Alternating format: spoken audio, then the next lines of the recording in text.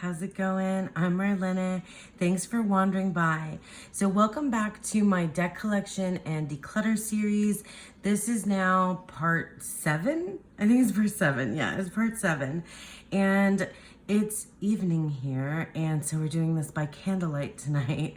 I typically like to film in the morning because it's when the sun is beautiful in this filming space, but I have this giant pile of decks still next to me that have been sitting out here, and they just need to get gone through. They need to get gone through so that I can move on. And I'm almost done, so I'm starting to feel like the urgency to get through this declutter and collection so that then I can come back with like a summary of what I've done here. So someone even asked me that in my comments if I'm gonna do a summary, and I am, and I have some plans. I want to show you like where I land and what, like the rehoming or selling or trading, and we'll get there, but we're not quite there yet. So we're still on the dreaded second shelf, which has the main tarot shelf. So if you want to go see this series from the beginning and follow like what I've been doing, I filmed also like the spaces where I keep my decks, and the dreaded second shelf is the one that houses a lot of tarot decks, and a lot of tarot decks that I don't use as often. I mean, some, there's just a lot of question mark decks on this shelf in this area. So anyway, without further ado, let me give you this update first. So if you watched the last episode of this series, I ended with the Mythical Goddess Tarot, and I was like really upset because as I was going through, I found one card that was wrong in terms of the decans. So what I ended up doing was I went through to double check all of the decans. So this is so cool how this turned out, because I have edged this with see, all the majors are purple. I wonder if you guys can see that well. So all the majors are purple. So then I put this in Decan order. So it's so cool because it goes fire, earth, water, air. And when you follow the decans. Anyway, so what I discovered is that, see, these are all the aces and the court cards. The court cards don't line up with the decans as I see them, but that's okay. Like, I'm okay with that. Otherwise, I went through the decans. Yeah, it goes fire, earth, air, water. The decans, according to how I did the Decan wonk, was according to Western astrology and the decans and their tarot associations laid down by the Golden Dawn. So I'm sorry if some of you are like overhearing me talk about decans, but anyway, I found that everybody was right. So like Mars and Aries and Sun. So it's like Mars, Sun, Venus, Mercury, Moon, Saturn, Jupiter. That's the pattern that the 7 classical planets follows. So, but what I discovered is that there was one card, and it's a Gemini card too, which is funny because it's not my birth card, but I am a Gemini. So for whatever reason, the one card that is off is the 10 of Swords, or the 10 of Wind here in this deck. And it should be Sun in Gemini, but in this deck, it's Moon in Gemini. And I looked in the guidebook to see if there was any explanation why, and there isn't. And it doesn't really explain the choice for the Decan, like putting the Decans on the card in general anyway. So here's the thing. I can live with this because it's just one card. And I'm thinking at some point what I might do is just literally draw, the little sun sign here instead, so it never trips me up. Although I'm pretty good. Like, I should have known when I was going through it that it was Sun and Gemini, because I know the Gemini cards. Anyway, regardless, just to give you that quick update, Mythical Goddess Tarot is going to stay, even though it has that one off Decan card. So now, without further ado, let's get into the rest of the decks. Okay, Santa Muerte Tarot. We're gonna face some like difficult decisions right off the bat. Man, I hope that the lighting is okay. But so Santa Muerte Tarot. Now, I got this deck because I work with La Santa, and I'm not sure that I work with La Santa in any way that I've seen. Like, I've seen lots of different kind of discussions about Santa Muerte. I've read some things, and I don't want to get too like deep into how I work with Santa Muerte in my particular practice, because it's kind of personal, and I feel like talking about deity can be a little bit like nerve-wracking, a little bit tricky, and especially when you're talking about a figure, let's say, that's kind of, I don't know, polarizing, I would say, at least in what I've read and what I have seen. So for me, though, this is a helpful piece of my practice. And I got La Santa Muerte Tarot here. Let me just start flipping through in order to connect with this particular, figure in my practice. And I'll just tell you guys off the bat that I'm not certain yet, or I don't know if I ever will be, on if I see these figures in deity as anything more than like archetypes and metaphor. But anyway, that's neither here nor there. The thing is, though, is that this deck is really pretty, and I have used it, but I don't know that I've really connected it with the way that I work with La Santa. So I'm not sure if this is for me. Although I really love this artwork. So like this is, let me see, this is the 5 of Cups. Look at that labyrinth. Oh no. See, I knew this was gonna happen. I was gonna look through this and the artwork was gonna like get to me again. Queen of Pentacles. And the guidebook, I think I did some, like one of the spreads or a couple of the spreads from the guidebook, and I did enjoy them. I bet like there's like videos of me talking about how much I love this deck, and I feel like I do. I just feel like the reason why I got it, the purpose that I wanted it to serve, it's not serving that purpose. Here's the Ace of Wands. That's a really good Ace of Wands. Queen of Wands. This is La Santa. It's just, I'm not sure that this is the energy. There's the moon. God, that's a great moon card. But 8 of Cups. Oh, you guys, is this something I'm ready to part with?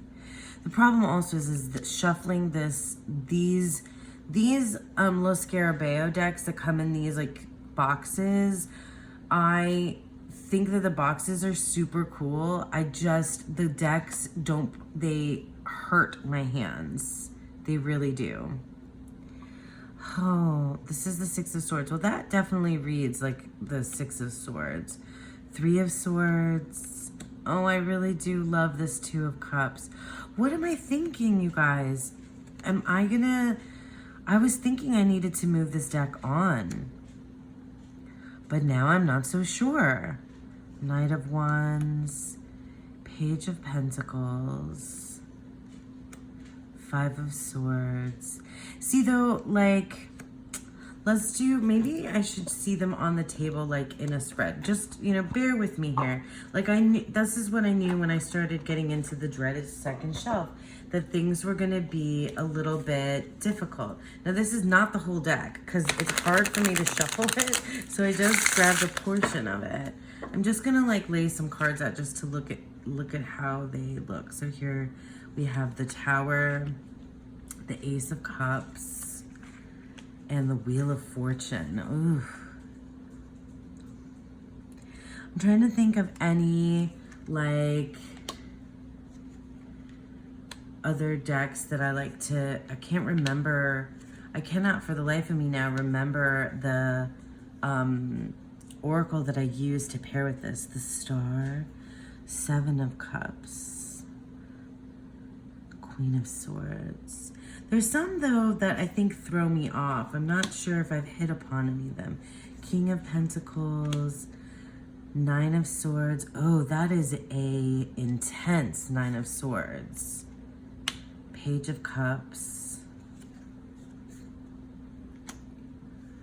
Five of Swords. We just looked at these. Let me grab the ones that I haven't. I just shuffled everything through, so I'm like, am I gonna just like put the whole deck out here? Four of Pentacles. Oh, but that's good. You guys, oh, I forgot. I think I forgot that I like this deck. I just haven't used it. And maybe it doesn't have to be, oh my gosh, would you look at that strength? See, that's not, I mean, it's cool, but that's not my thing. Three of Pentacles. That's interesting. The Magician.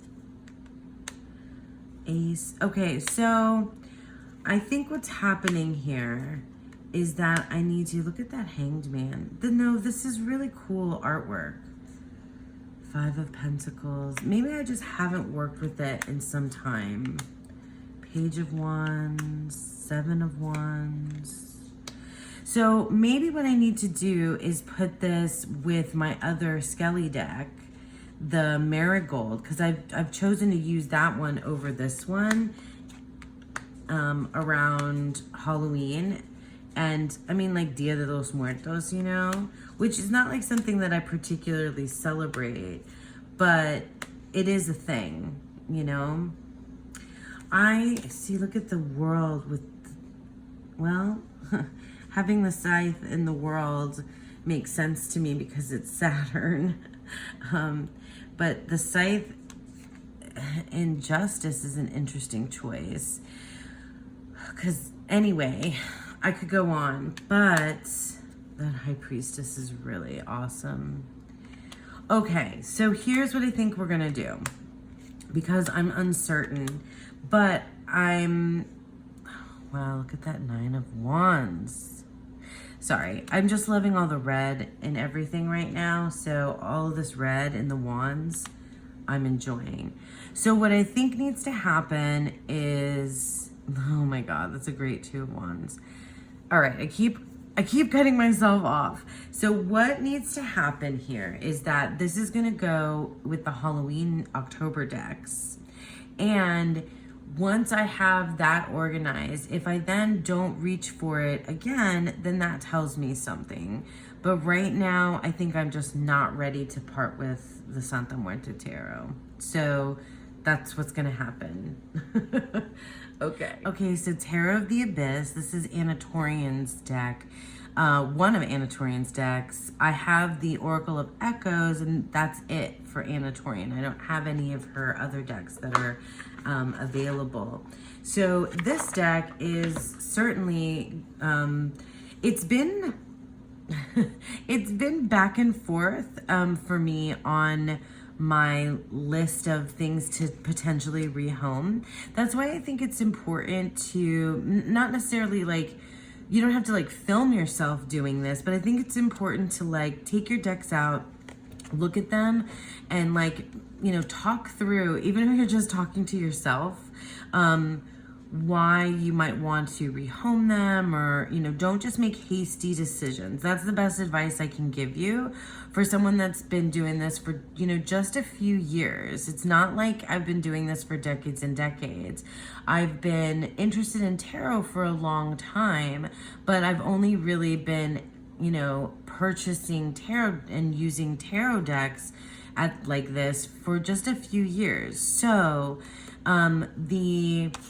that like feeling of needing to like purge when you start to get overwhelmed is a real thing. And I finally hit that point recently where I just felt like I had decks coming out of my, you know, ears and I needed to reorganize or do something about it.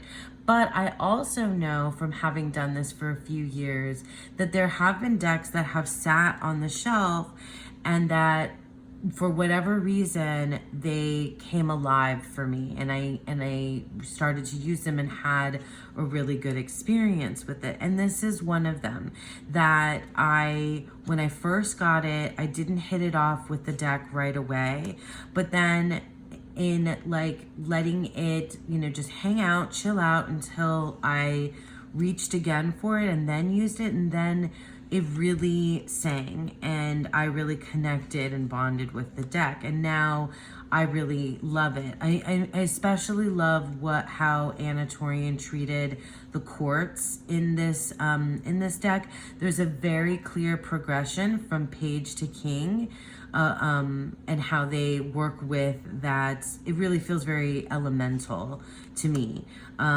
So yeah, there's a lot I love about this deck. It's really raw, dark in some places, and it's been a very good reader for me. And I don't have a lot of black and white. I think this one and the Bianco Nero are my only decks that are, you know, black and white, although this is like that cream color, that off-whites.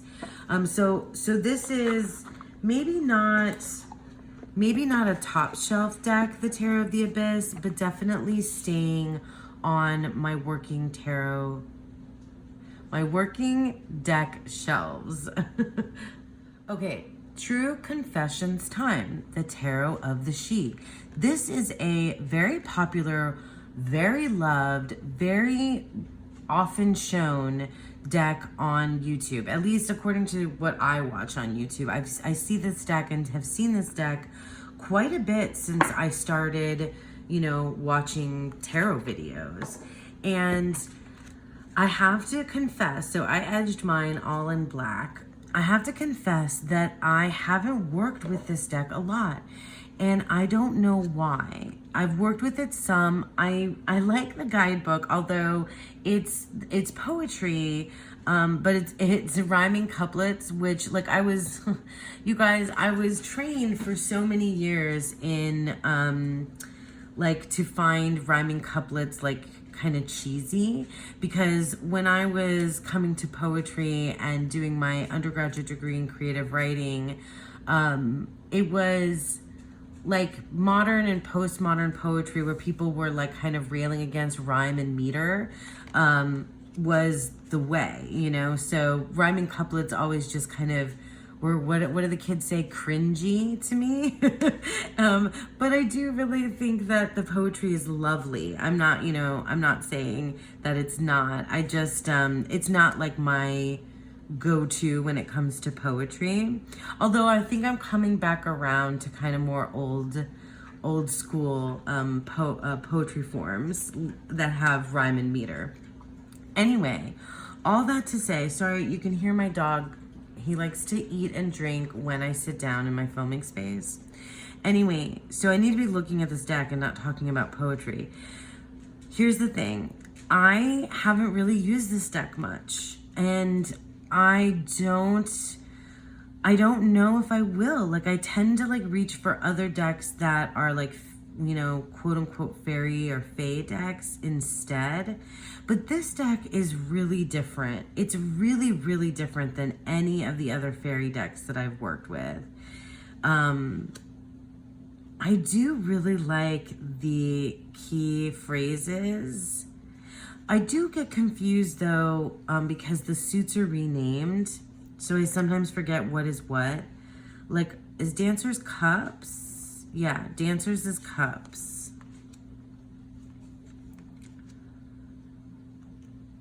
Half Moon Truce, Dreamer. Oh, and Dreamers is Swords. Okay, Half Moon Truce. Is there a Thoth influence in this deck? Maybe. It's so cool though.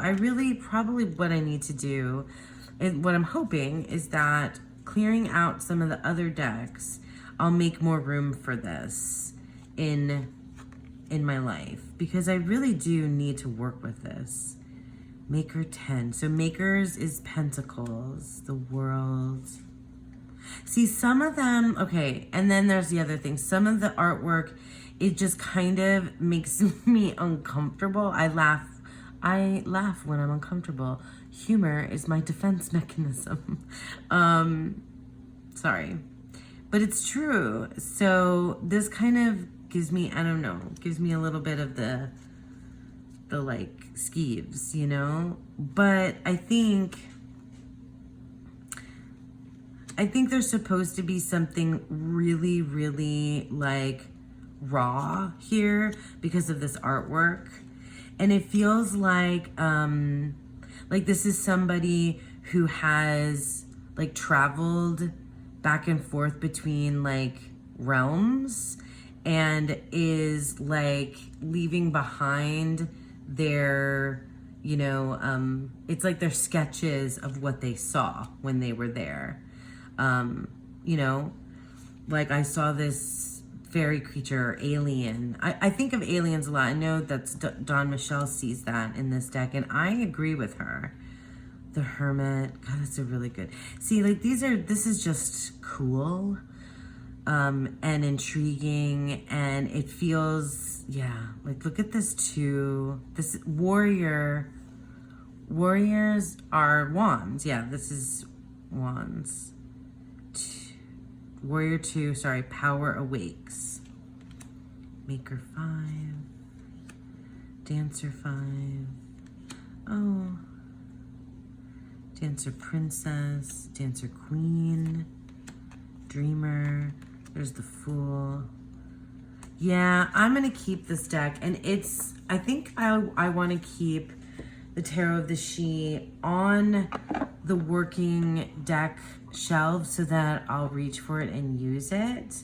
I'm just not ready to part with something like this that has like that. In just looking through it, I get so like entranced and so involved in it. Like it has to be something. I mean, it doesn't have to be, but it feels like it's going to be something that will have a moment when I get around to it.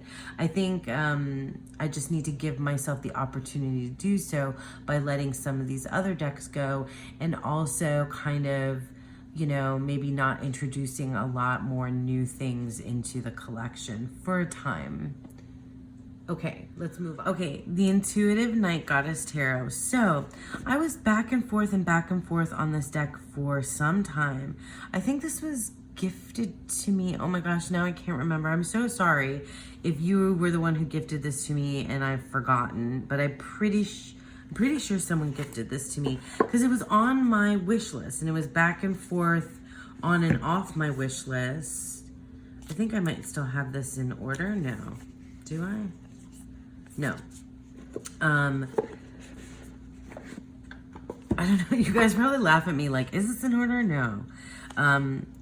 So I had this off and on my wish list. I've seen like some of my really good friends and people whose taste I admire use this deck and really love it. And I was going through this thing where I was really interested in the decks that were all black backgrounds. I think that was like a thing for like a hot minute, that like a bunch of decks that had these black backgrounds came out. So it's Intuitive Night Goddess. So it's goddess energy without being like calling any one particular card the name of the goddess. A lot of the majors are renamed, but I think the minors are very pippish. Queen of Pentacles, that's cute. Eight of Cups. Well, that reads Eight of Cups to me, but some cards I just don't see the tarot there. Like Six of Cups. This is really interesting because I was just watching Thea in the I think it was a member video, I'm pretty sure, was talking about the Goddess of Love tarot, and actually the Six of Cups in the Goddess of Love Tarot is very similar to this one, with like the flowers instead of the top half of the person. Oh, that's interesting. And I'm fine with it in the Goddess of Love. Huh. Nine of Wands. Nine of Swords. See now, like, does this person look world weary? Maybe a little. They seem too serene to be Nine of Wands. Nine of Swords. That doesn't really read Nine of Swords. Eight of Swords. Well, I guess they're blindfolded. The Empress. Oh, I have trouble with the Moon card. There's something like that something happened where it seems like the face is like elongated in a strange way. Four of Cups. Now that's more of like the meditative Four of Cups than the like oblivious Four of Cups. If you're reading it like Waite Smith. Strength. Seven of Wands. What's happening here? Now this is like, the thing I think that's happening is that I'm like, is this a mythological figure? Is this a deity? Is this a goddess? And then maybe I'm trying to figure out who I think it is. Five of Wands, but they're like by themselves. See, that gives more Seven of Wands. So potential is a great name. I like this Fool card. Six of Pentacles. Four of Wands with his hand like shooting out from, that's weird. That's weird. I think I haven't really paid enough attention to this deck. Five of Pentacles.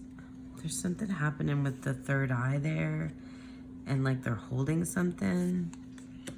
Three of Pentacles. I like that they're like lightsabers. But why does she have one in the Pentacles? Oh, the air conditioner just turned off. I wonder if you guys can hear the air conditioner. It probably sounds like a lot of white noise in the background.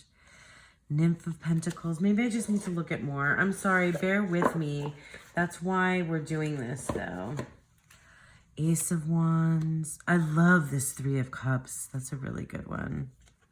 That's such a good card. I'm just going to leave that there. I just think it's pretty. Nymph of Cups. I have to look up I would have to look up the court cards. Freedom.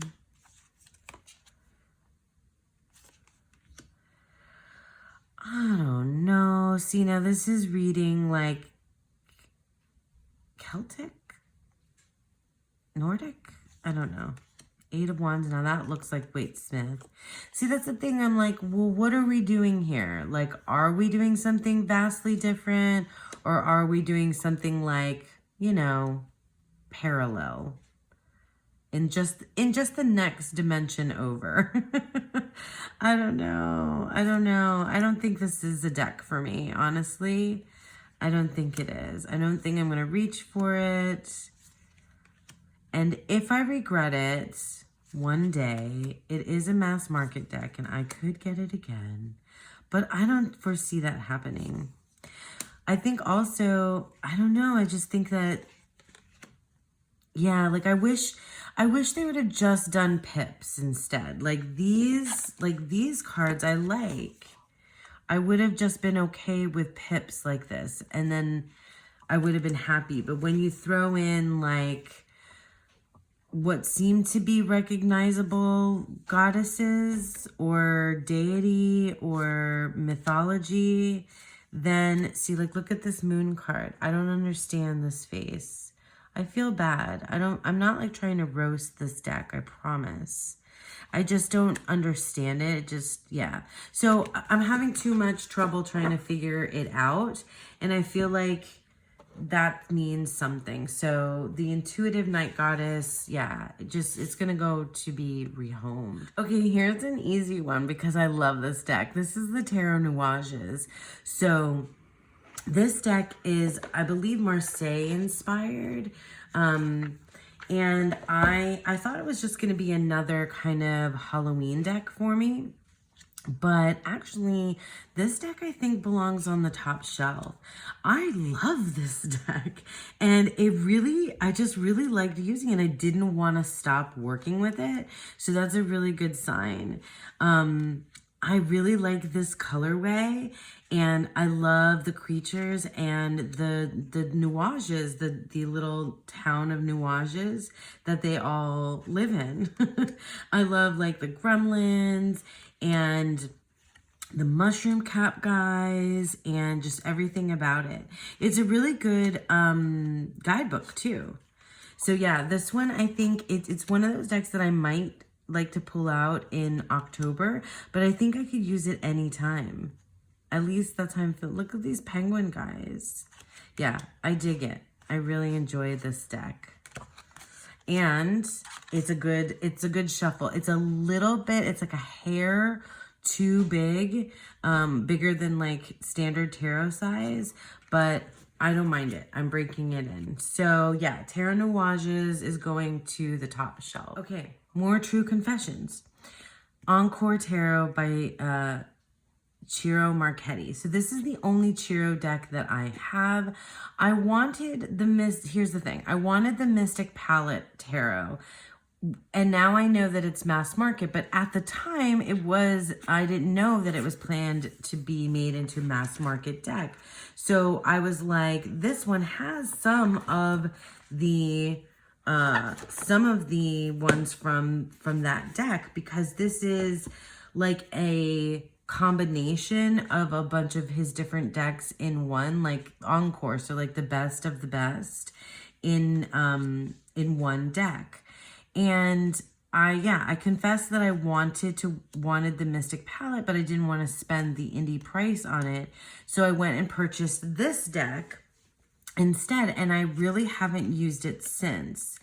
Now, this deck does something really cool with the court cards.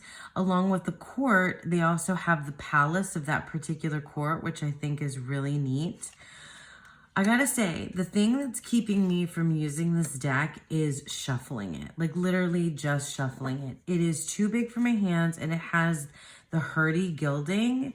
So maybe what I need to do is just mod this deck, and I don't want to take off too much, but just the trim maybe, or a micro trim, because I want to keep the borders, because it's, it looks cool when you get the different suits all out on the table.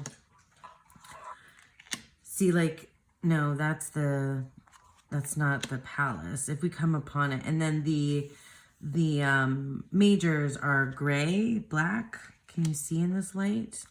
It's beautiful. Maybe I just need to get the Mystic Palette Tarot also. See, oh no, that's the Tower. Jeez, what's wrong with me?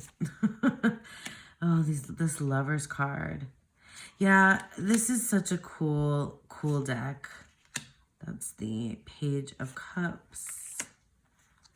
So I just need to trim it, because I know I want to work with it, and I just haven't yet. So there's another deck that I think I marked as like a deck that I just need to mod. Oh, I think that was the Fantastical Tarot that I said I just need to edge that deck. And when I do that, I think that'll make it, one that I really want to use. And if not, then I'll know that it's time for it to go. But I want to, this is my logic.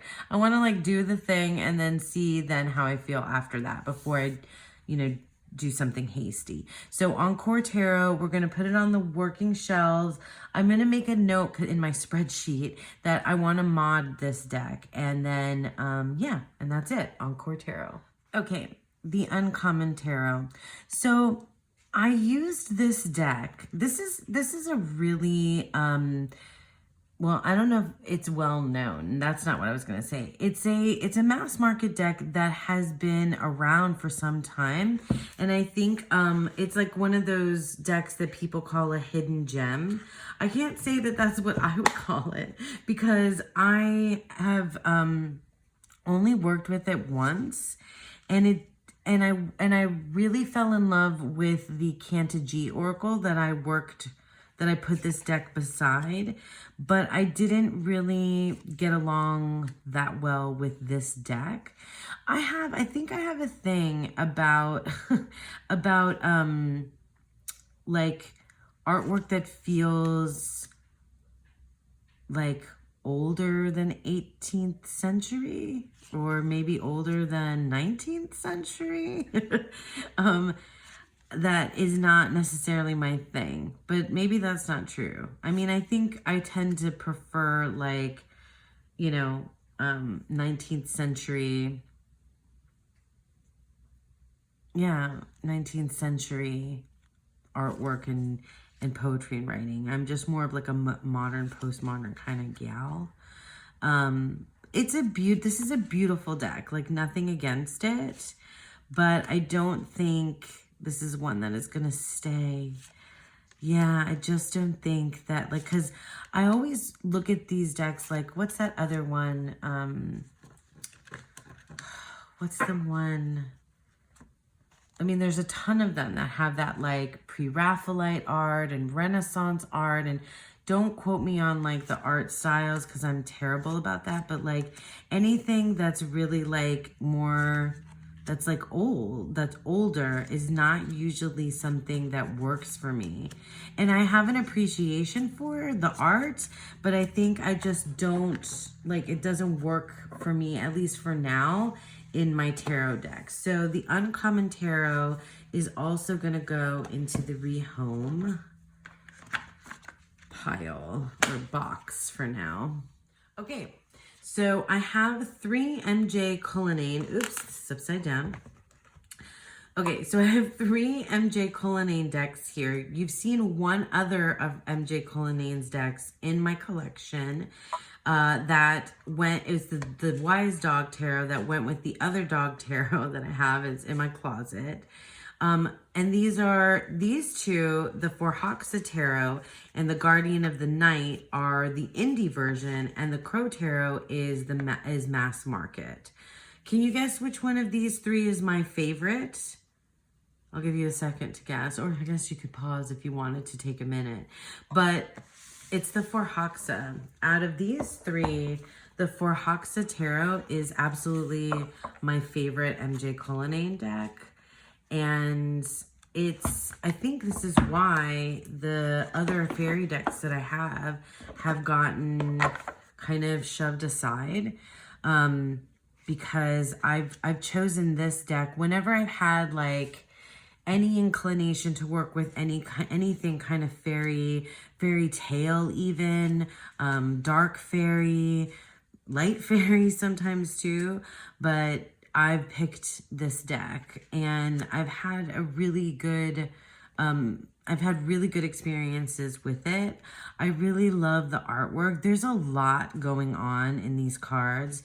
So it's not one where I can pull a bunch of cards at once. It feels really busy, but I really enjoy the guidebook too. And this Enchanted Land, Forhaxa, or I don't know how you're supposed to say it, but I say Forhaxa. So that's, my story and I'm sticking to it.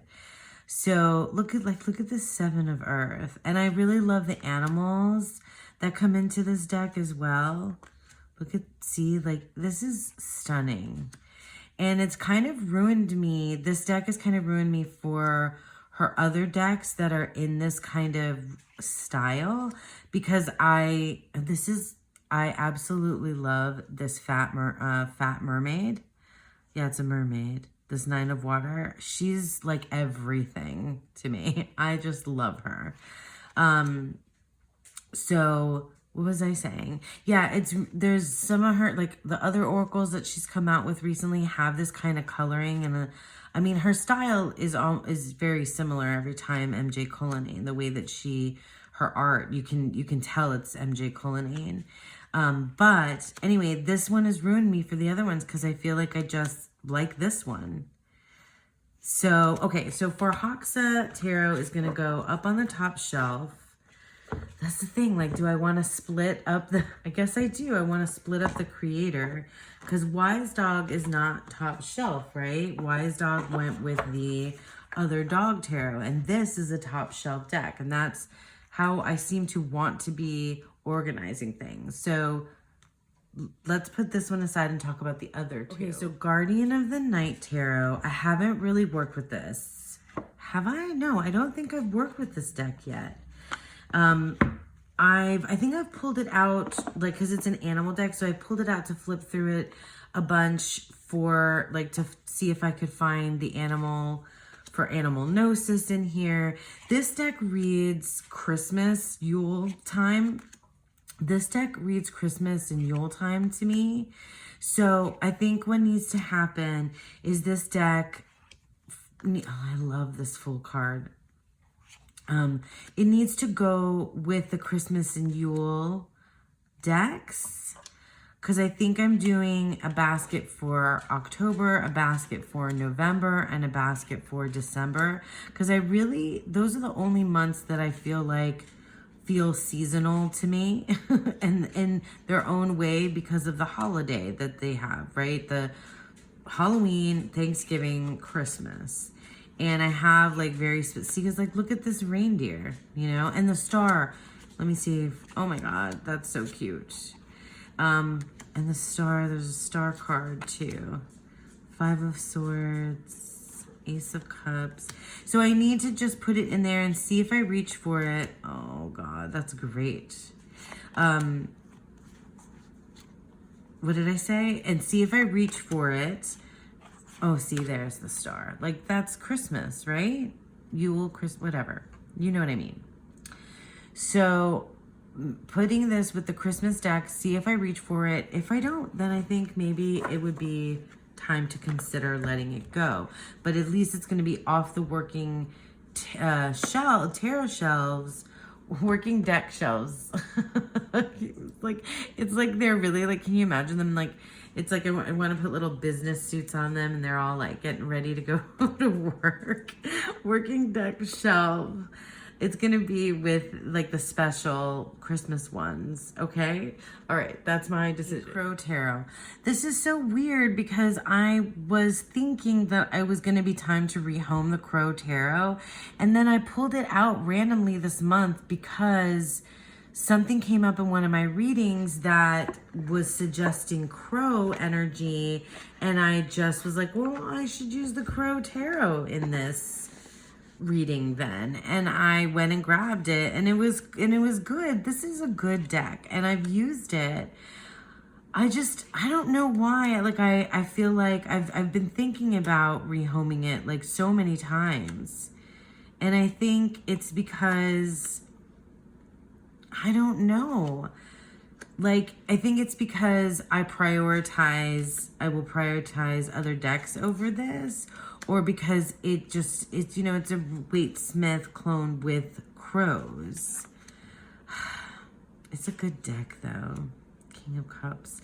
Let's look at it laid out and see how I feel. Oh, look at all that cups coming out.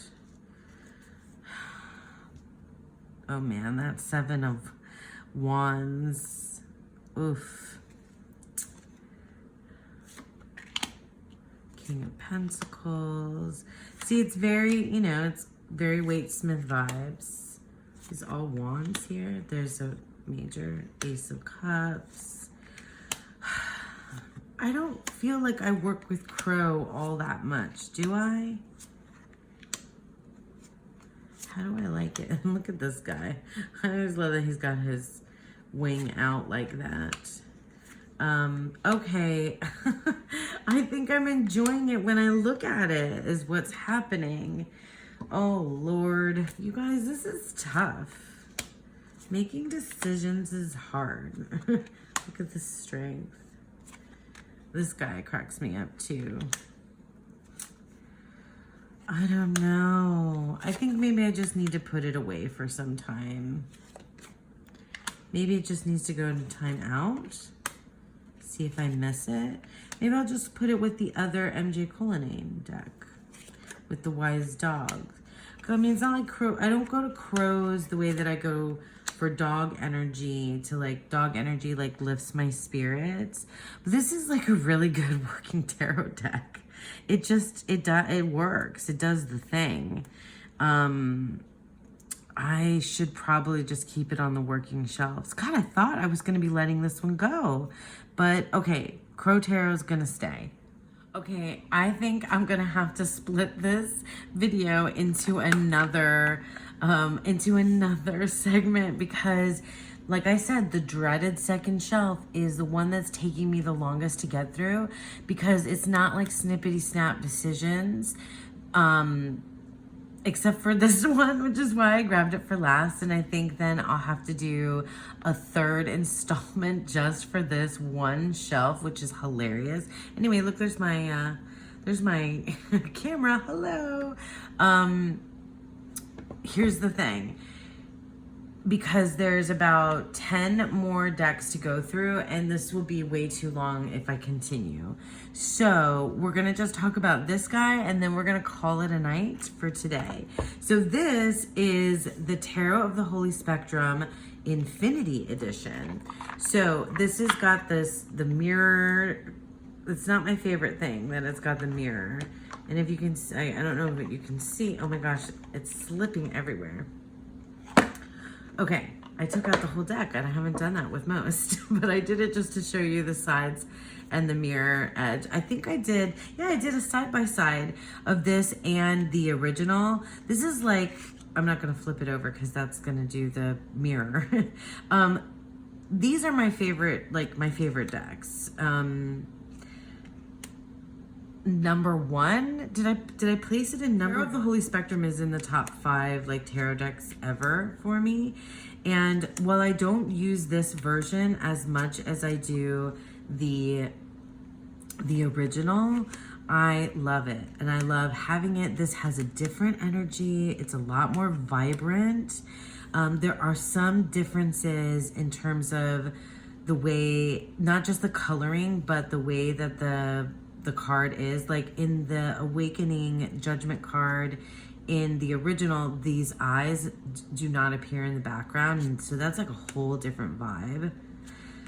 Yeah, it's just one of my favorite decks. Like I learned how to read tarot on the tarot from the Tarot of the Holy Spectrum. Like I learned my lane, or like one lane or path that I wanted to travel with tarot because of this deck. So anyway, it's gonna go next to the other Tarot of the Holy Spectrum on the top shelf because it is one of my favorite decks. So yeah, I could flip through this whole thing, but I won't do that because I have a flip through side by side of the two in case like anybody was ever like trying to decide which one to pick, because they do feel different. Anyway, that's the Tarot of the Holy Spectrum Infinity Edition. Okay, so that's it for this segment of the dreaded second shelf. I really thought I was going to get through all of them this time, but it's just, there's just too much for me to think about, and I don't want to like edit this forever either.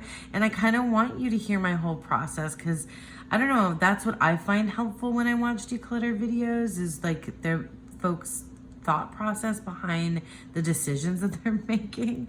Anyway, thank you guys so much for sticking with me. I hope that you've been enjoying this series.